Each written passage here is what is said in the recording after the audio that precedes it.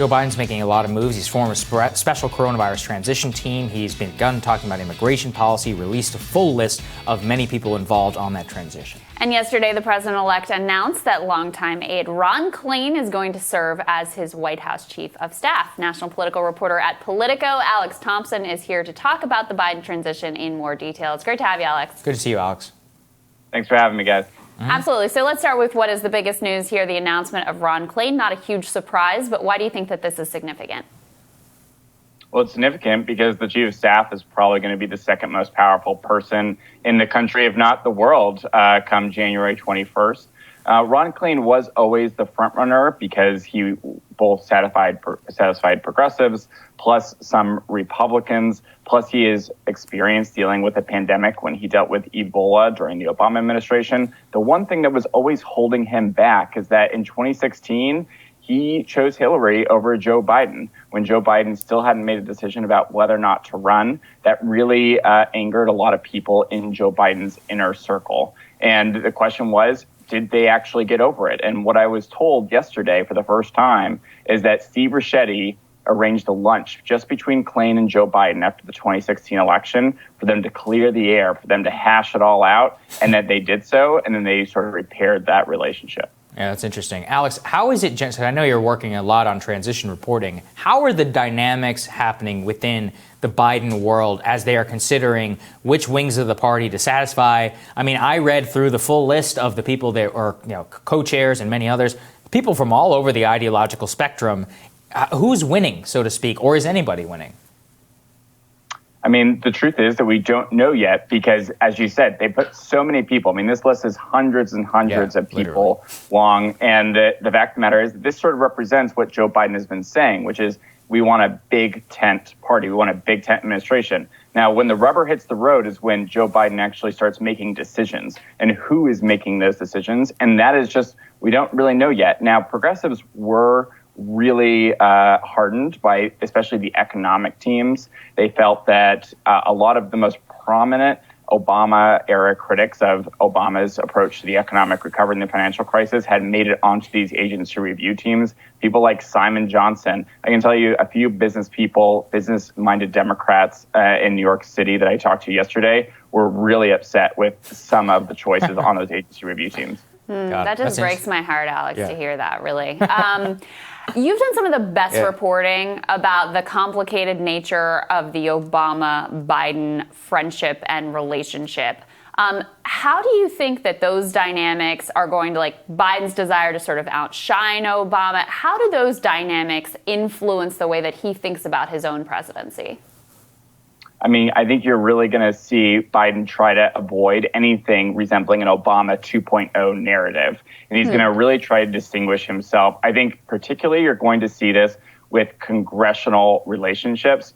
One sort of thing that was funny was I wrote an article and I had a Biden aide complain to me that I put Obama administration alumni in the headline instead of Obama Biden administration alumni in the headline to give you an idea of sometimes how little and petty some of these things can get. But I bet you're going to see Biden really try to distinguish himself on congressional relationships, and they're already launching some of their congressional relations team this week.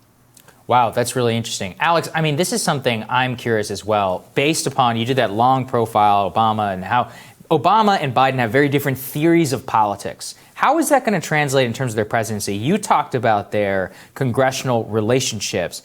Yet in a dynamic with Mitch McConnell basically saying he'll probably go back to the way he behaved under Obama, what was Biden's internal criticism against how Obama himself dealt with McConnell, and how might he change that way if he is when he is president?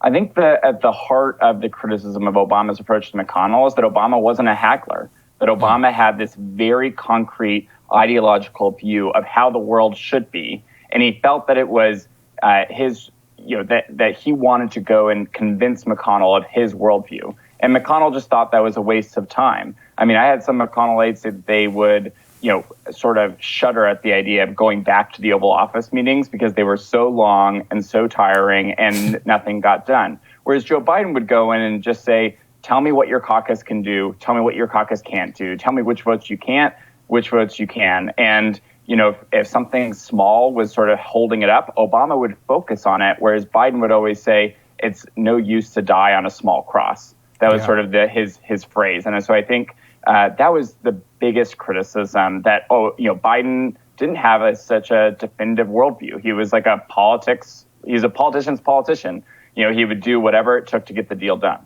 Yeah. It's interesting. I mean, Alex, when I hear you talking about how he wants to set himself apart from Obama is through those congressional relationships and knowing that McConnell is very likely to be head of the Senate. Like, as someone on the left and progressive, that makes me very nervous, because the type of things that he tried to work with McConnell on under Obama administration was like grand bargain to cut Social Security. You could imagine them working together on something like TPP. Is that the way that you think that he really wants to frame himself, as like, I was able to be this bipartisan outreach guy, versus an alternative conception, which is like, I was able to really transform the country in a hour of need, which is some of the framing we've heard come from the Biden team at times when they talk about an FDR presidency?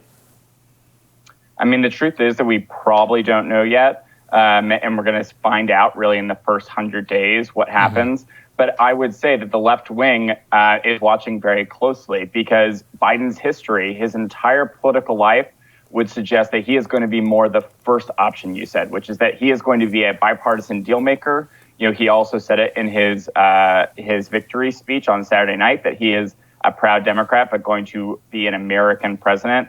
And a lot of his team are, sending signals that they are going to be bipartisan in their approach and cutting deals, which, drove progressives crazy during the Obama era, and might drive them crazy again in the Biden era.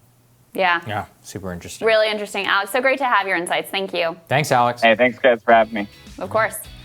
Coming up, President Trump might be planning to take on Fox News, and not just on Twitter this time. We're going to talk about that when Rising returns.